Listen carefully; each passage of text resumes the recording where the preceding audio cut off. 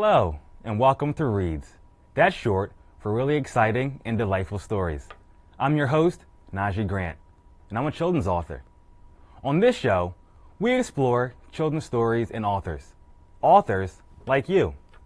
As a matter of fact, you can appear on this show with me and read your story. The short story contest is for 3rd, 4th, and 5th graders anywhere in the world. It can be Lower Merion, Philadelphia, cross country, doesn't matter. As long as you're 3rd, 4th, and 5th grade, you can create your own story up to 32 pages, handwritten or typewritten, and you can send it to, remember, you can send these stories to lmtv@lowermerion.org, and you can be on TV with me and read your story to everyone. Doesn't that sound exciting? Well, speaking of stories, I wrote a story our special guest would like to read to you today. And we have our special guest. How are you? Alice Marie Collins, children's librarian from Gladwin Library. And she's going to read The Journey of the Cool, Smart Kid. Thanks for having me, Nahjee. And here we go. The Journey of the Cool, Smart Kid by Nahjee Grant, illustrated by Steve Tier. My story begins in high school as a hard-head freshman who had no clear vision of his future. Nothing my teachers said seemed to get through to me. I couldn't focus on my schoolwork. My mother advised me to pay attention and study hard, but I wouldn't listen. I wanted to be the cool kid in school, always hanging out with the wrong crowd in the hallways instead of going to class and studying. Most of the students were smooth talkers with the girls and played jokes with each other all of the time. I thought I was in a good company because that's all I wanted to do too. Whenever I decided not to skip school and stay home to play video games, I'd often sleep through the entire class. My grades began to reflect my poor effort because I never studied or paid attention to any of my teachers. My lack of focus in the classroom cost me the one thing I cherished the most: basketball. I was often academically ineligible to play on the team, so I only played a total of 4 games and spent most of the time on the bench during the season. After the season was over, I completely lost interest in my schoolwork and failed all but 3 classes. Once the school year ended, I worked my first job as a camp counselor during the summer. One evening after work, I received a letter in the mail from my school. It turned my wonderful summer into a nightmare. The letter stated I was not eligible to pass 9th grade and would have to repeat the grade in the upcoming school year. Although I knew my academic performance was below standard, I was completely shocked by the letter and its timing. On the first day of school, I scheduled a meeting with the principals to weigh my options and decide my fate. I was ultimately given 2 choices. I could either redo 9th grade or prove I was smart enough to graduate with my classmates by not failing another class during the year. When I made it home, my mother and I had a serious talk about my future. She asked one of the most important questions of my young life. Do you want to be the cool, smart kid or the cool, dumb kid? You need to stay focused on your schoolwork and prove them wrong. I know you have what it takes to succeed, she added. With a second chance from my principals and inspiring words from my mother, I took on the challenge and began to take my education more seriously. I found myself in the library every day, studying to make sure my homework was completed on time. I became more engaged in class, raising my hand for teacher questions, and asking for extra credit to improve my grades. In 1 year, I turned my failing grades around enough to satisfy the principals. 3 years later, I was ready to graduate with all my friends. With many bumps along the way, I always remembered my mother's encouraging words to stay on the right path and never give up. This was the first time I set a goal for myself and achieved it. I will never forget the hard work and sacrifices I had to make to overcome my early academic challenges. After graduating high school, I didn't know what I wanted to do with my life. I worked odd jobs as a package handler, car washer, and cashier as I discovered what my true talent and purpose was in life. One night, after washing cars, I saw Senator Barack Obama from Chicago making a speech in front of thousands of supporters. He was running for president, and his message of hope and change inspired me to pursue my interests and make the best of my life. My mother encouraged me to write my goals down and create a 5-year plan. She told me to cross them off the list once they were complete. With a clear vision of where I wanted to be and who I wanted to become, I continued to work while pursuing my dreams. I was determined to be successful, fearless, and focused on my goals every day. Often I would think of new ideas that could be added to my goals list. When I returned home at night, I would write the idea in my journal. At just 23 years old and still in college, I was inspired to run for office as a state representative, following the footsteps of my political idol, Barack Obama. I knocked on all doors across the community, asking neighbors for their support. Although I did not win, it showed many people my passionate commitment to serve the community. Always determined to succeed, I continued working at night, sweeping floors and striving to become a published author by writing my book during lunch breaks. I began to see my hard work and perseverance pay off when my first book was finally published. I accomplished my goal and set an even higher goal for myself to become a best-selling author. As a new author, I began traveling to many schools to read to children. In the shadows of the schools with more resources, I saw the issues students in impoverished neighborhoods have to cope with such a lack of computers, books, and sometimes food.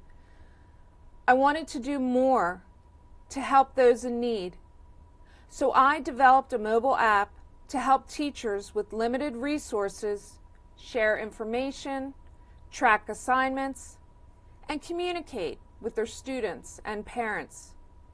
With patience and a strong will to never give up, I turned my original app idea into reality and published it through the App Store. While reading the newspaper one day, I saw an ad from a television studio seeking new on-air talent. I immediately seized the opportunity and called the studio for an interview to host my own show. Television brought me into living rooms every week. Viewers saw me with a variety of guests of all backgrounds, colors, and religions talking about their dreams, goals, and unique upbringing.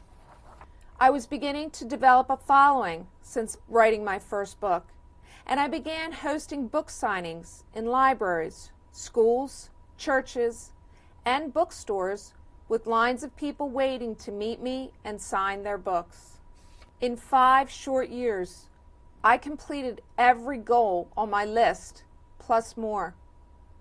I wrote 5 books, developed a mobile app, started my own business, ran for public office, and hosted a weekly television show.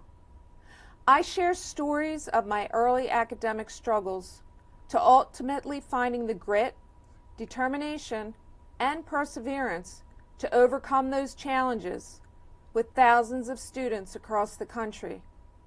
My goal is to share these stories so every child will gain the confidence to strive for success despite their current circumstances, and to remember they are the cool, smart kid.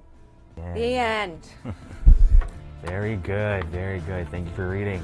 Well, we gotta take a break, but when we come back, we'll read another story and tell you more about how you can be on TV and read a story you wrote. Don't go away.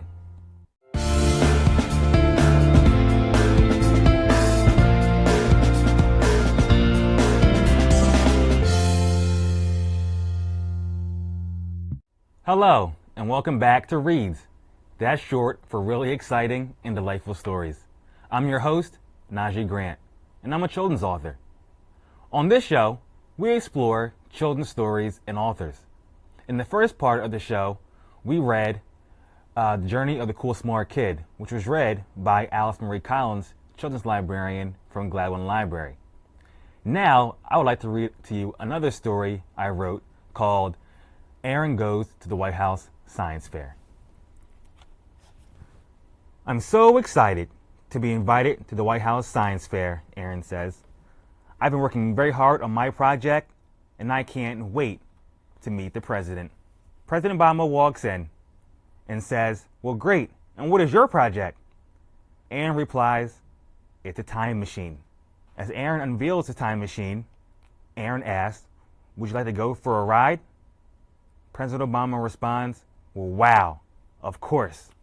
President Obama then asks Aaron, well, what's your interest in time travel? I want to travel back and forth through time to meet my favorite innovators who inspired me to become an inventor. No one has been able to create a wormhole. A wormhole is a theoretical passageway through space and time. And with my calculations, I developed the first wormhole and converted it into a time machine. President Obama responds, well, this is amazing. I was not as smart as you when I was your age. Can you show me how it works? Well, safety first, Mr. President, Aaron responds. Put your seatbelt on and let's go for a ride.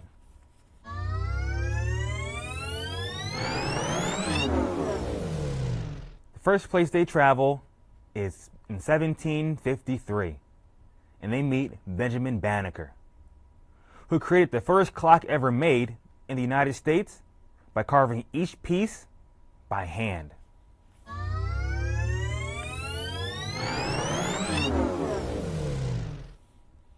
Next, you see the time machine in space, and they meet Dr. Mae Jemison. On September 12th, 1992, Dr. Mae Jemison was the first woman of color to blast off into space aboard shuttle STS-47 Endeavour. You see Aaron and the President in New York City, and they meet Marie Brown. In 1966, Marie Brown wanted to feel more safe at home. She had the idea for a camera to show images on a monitor in her home. Her invention led to the beginning of the modern home security system. Then you see Aaron and the President at a concert in 1987, and they meet Michael Jackson, who's known to many as the King of Pop. Michael Jackson was the greatest entertainer in the world. He also created anti-gravity shoes that gave him the illusion of leaning forward, first shown in 1987. Next, you see Aaron and the President in a music studio as they travel to 2004, and they meet music artist Kanye West, who is widely considered one of the most influential music artists and reshaped hip-hop since his first album, College Dropout, in 2004. His passion for fashion led him to establish a new design company, Donda, named after his mother. Then you see Aaron and the President in a time machine travel to 2007. and they meet Elon Musk. Elon is a man who wears many hats. With a passion for science, business, and technology, Elon is the founder of the payment system PayPal, as well as the science and technology companies SpaceX and Tesla. And lastly, before they return back to the White House, they make one final trip. And they meet me, Nahjee Grant, as I get to sign my book for Aaron and the President. And it says that Nahjee is a published children's author aimed to teach the importance of children to pursue their passion. I also am the founder of the home and school communications company, Let's Collab. Then you see Aaron and the President return back to the White House as they leave the time machine. President Obama says to Aaron, "That was an awesome trip. Those innovators are inspirational. Continue to do well in school and follow your heart. You've only scratched the surface in meeting your full potential." Aaron then says to the President, "Well, thank you, Mr. President. I absolutely love science, and I hope to use my skills to make the world a better place." The end. Well, that was a nice story. I bet you've written some nice stories too. How would you like to read your story with me right here on TV?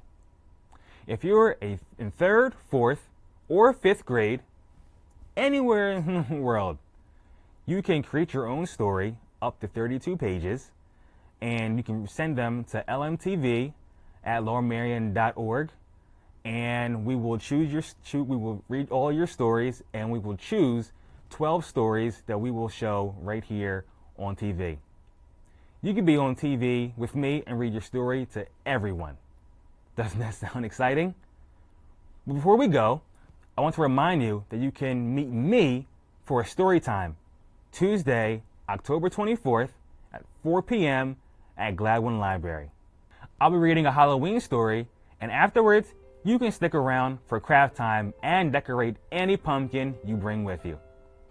Until next time, keep writing and reading really exciting and delightful stories.